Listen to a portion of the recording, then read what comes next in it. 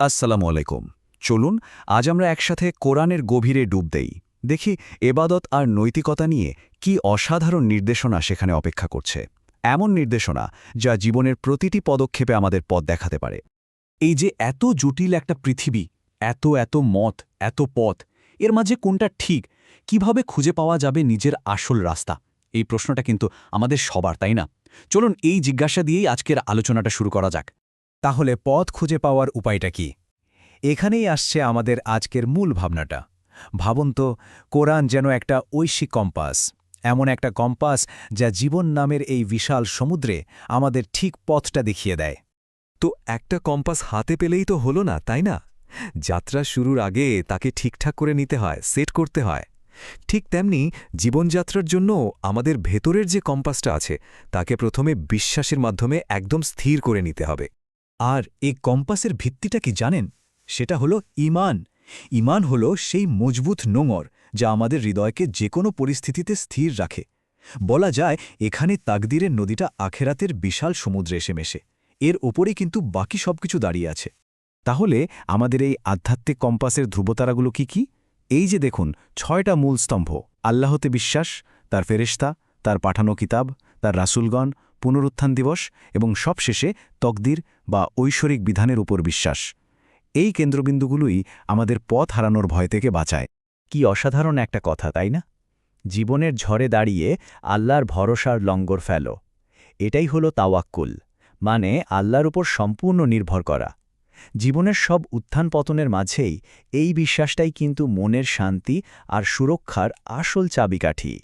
বেশ, কম্পাস তো সেট করা হলো। এবার দেখতে হবে এই কম্পাস ব্যবহার করে পথ চলব কিভাবে, মানে আমাদের বিশ্বাসগুলো কিভাবে প্রতিদিনের কাজকর্মে আমাদের এবাদতে ফুটে উঠবে। দেখুন, এই কাজগুলো কিন্তু শুধু কিছু নিয়মকানুন নয়, এগুলো আসলে এক একটা ধাপ যা আমাদের আধ্যাত্মিক যাত্রাকে পূর্ণতা দেয়। যেমন যে কোনো কিছু বিসমিল্লাহ বলে শুরু করা, সালাতের মাধ্যমে জীবনের ছন্দে একটা ঐশ্বরিক সুর আনা, কিংবা দোয়ার মাধ্যমে প্রার্থনার পাল তুলে দেওয়া, প্রত্যেকটা কাজই আমাদের আল্লাহর আরও কাছে নিয়ে যায়। আর হ্যাঁ, এখানে একটা খুব জরুরি কথা হলো, কুরআন শুধু তেলাওয়াত বা পাঠ করার জন্য নয়। এর আসল সৌন্দর্য লুকিয়ে আছে এর অর্থের গভীরে। সেই গভীরে ডুব দিতে পারলেই কিন্তু আসল জ্ঞান আর হিকমতের মুক্তা খুঁজে পাওয়া সম্ভব। আচ্ছা, ভেতরের কম্পাস তো ঠিক হলো, এবাদতের পথও চেনা হলো, কিন্তু এই কম্পাসটা বাইরের জগতের জন্যও তো পথ দেখায়, তাই না? চলুন এবার দেখি সমাজ আর অন্যের সাথে সম্পর্কের ক্ষেত্রে কোরআনের নির্দেশনাগুলো কি। ব্যাপারটা খুব সুন্দর, খেয়াল করে দেখুন। দায়িত্বের শুরুটা হয় একদম কাছের মানুষ, মানে পিতামাতাকে দিয়ে। তারপর আত্মীয় স্বজন, প্রতিবেশী, এতিম ও অভাবী। এভাবে বৃত্তটা বড় হতে হতে পুরো সমাজকে ঘিরে ফেলে। প্রত্যেকটা স্তরেই দরকার ভালোবাসা আর সহানুভূতির একটা সেতু তৈরি করা। এই কথাটা একবার ভাবুন তো, তোমার রিজিকের নদী থেকে দানের ঝর্ণা বইয়ে দাও। কি চমৎকার উপমা! মানে আল্লাহ যা দিয়েছেন তা থেকে অন্যের জন্য ব্যয় করা।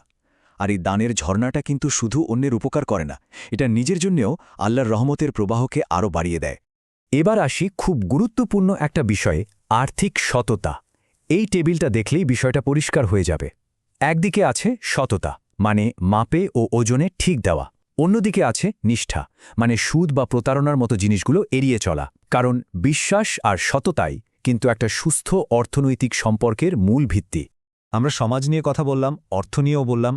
এবার চলুন কম্পাসের কাঁটাটা ঘুরিয়ে একদম নিজেদের ভেতরের দিকে তাকাই।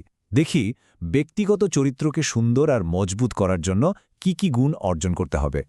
এটা অনেকটা নিজের ভেতরের আয়নাটাকে প্রতিদিন পরিষ্কার করার মতো। একদিকে আছে কৃতজ্ঞতা, ধৈর্য, বিনয়ের মতো গুণ যা আত্মাকে উজ্জ্বল করে।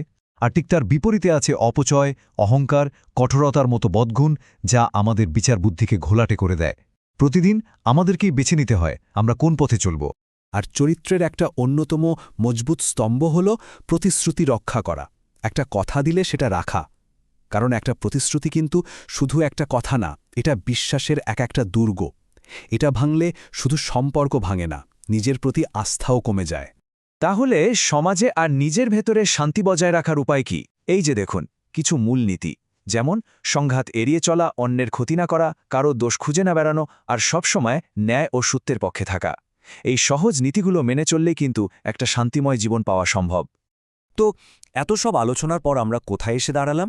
এই যে কোরআনের দেখানো পথ, এই যে ঐশী কম্পাস, এর চূড়ান্ত লক্ষ্যটা কি?